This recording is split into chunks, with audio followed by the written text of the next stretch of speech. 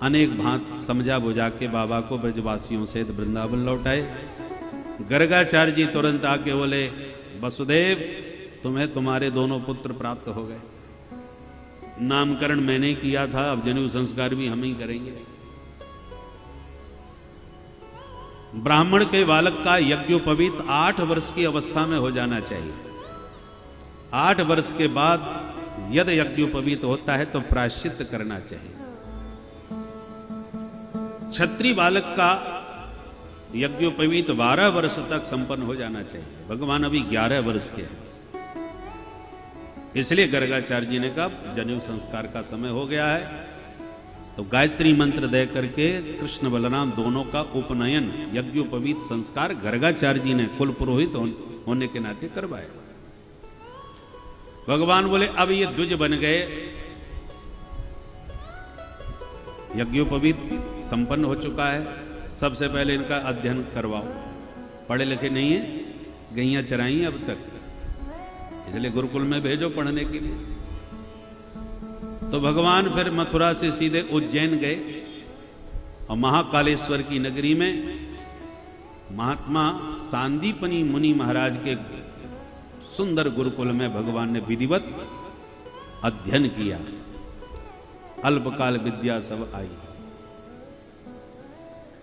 समस्त विद्याओं में पारंगत होकर के भगवान गुरु दक्षिणा में गुरुदेव को उनका मरा हुआ पुत्र ही समुद्र से लाकर यमराज के घर से लौटा करके वापस दिए। भगवान ने पूरी अपनी भगवत्ता कृष्णावतार में दिखाई है।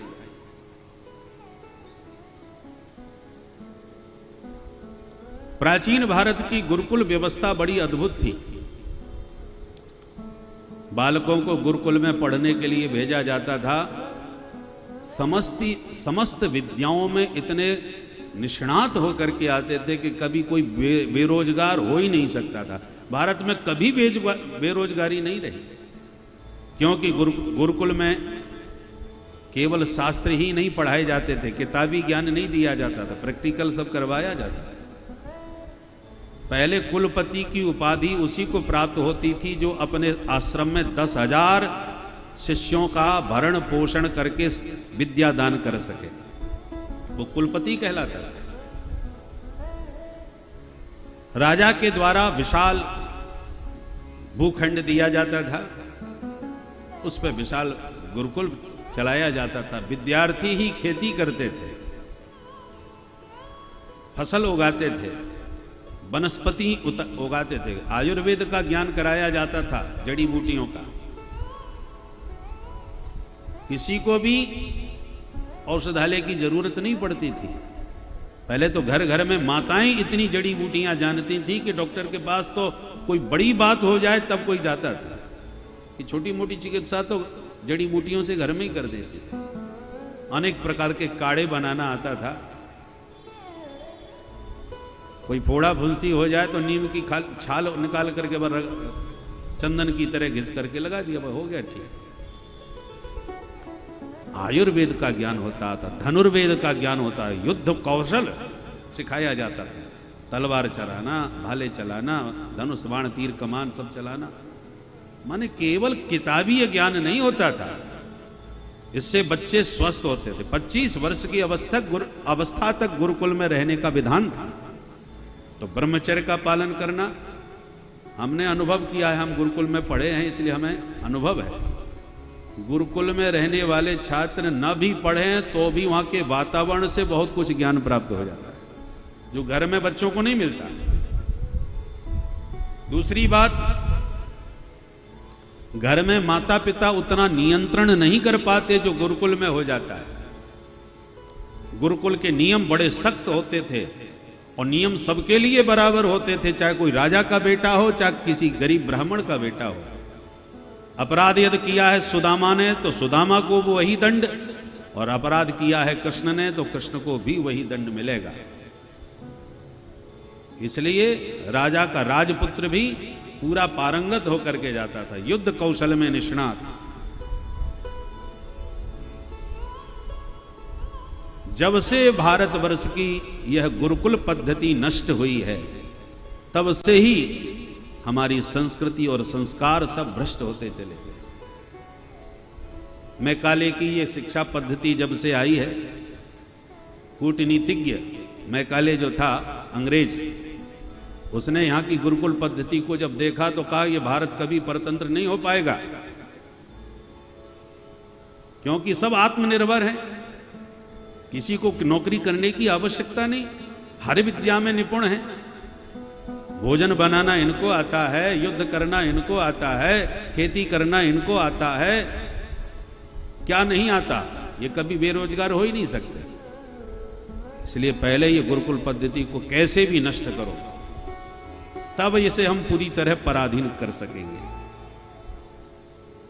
तब कूटनीति के आधार पर अंग्रेजों ने एक नियम बनाया, ये गुरुकुल सब प्राचीन हैं, इनकी विद्या तो सब भारभूत हो गई, अब हम आधुनिक ज्ञान तुम्हें कराएंगे। और तब विश्वविद्यालयों की स्थापना की गई और विश्वविद्यालय की डिग्री को ही प्रमाण पत्र बनाया गया। बोले जिसके पास ये डिग्री होगी उसी को नौकरी मिलेगी, वही कहीं रोजगार प्राप्त कर सकता है। सारे गुरुकुलों को या तो बंद करवा दिया गया या उनका महत्व सर्वथा समाप्त कर दिया गया। और जब से मैकाले की ये नीति सफल हुई, तब से सब पढ़ने के बाद नौकर बनना चालू हो गए और स्थिति ये हो गई कि सरकार अब कितनों को नौकरी देगी। आज हर युवक बेरोजगार केवल नौकरी के सारे बड़े बड़े डिग्री प्राप्त करने वाले चपरासी के लिए आवेदन लगाए घूम रहे हैं। ये स्थिति हो गई, सब बेरोजगार हो गए, आत्मनिर्भर कोई नहीं रहा। ऋषियों की विद्या, ऋषियों की नीति कितनी सुंदर आत्मनिर्भर बनाने वाली। वर्णाश्रम के आधार पर सबको जन्म सिद्ध रोजगार प्राप्त था। जो लकड़ी का काम करते हैं उसका बेटा भी वही व्यापार कर रहा है, पिता से प्राप्त है। जो लोहे का काम करते थे उनका बेटा भी लोहे का ही काम व्यापार संभाल रहा है और आगे बढ़ा रहा है। अरे भाई, डॉक्टर का बेटा यदि डॉक्टर बनेगा तो उसे हॉस्पिटल भी मिलेगा और अपने पिता का अनुभव भी पूरा प्राप्त होगा। अब डॉक्टर का बेटा यदि वकील बनने जाएगा तो पहले तो नया ऑफिस खोलेगा, अब नए लोगों को जोड़ने का प्रयास करेगा, फिर वो कितना सफल हो सकेगा कुछ पता नहीं, पिता का अनुभव तो उसे मिलने वाला नहीं, वो तो डॉक्टर है। तो परंपरा से जिसको जो कार्य मिला हुआ था वो जन्म सिद्ध, प्रत्येक को वही रोजगार मिल जाता था, इसलिए कोई कभी नौकरी की उसे आवश्यकता ही नहीं पड़ती थी, सब आत्मनिर्भर थे, जन्म से ही सबको रोजगार प्राप्त था। ब्राह्मण का बेटा ब्राह्मण पांडित्य कर्म ही करेगा, उसका सबका आरक्षण था। वर्णाश्रम धर्मानुसार सब आत्मनिर्भर थे। आप जिसको जो करना है वो करना जब चालू कर दिया तो महाराज सब अव्यवस्था भारत में व्याप्त हो गई। तो गुरुकुल में भगवान ने अध्ययन करके गुरु दक्षिणा में गुरुदेव का मरा हुआ बेटा ही यमराज के घर से पुनर्जीवित करके दिया। ये भगवान ने अपनी भगवत्ता का प्रभाव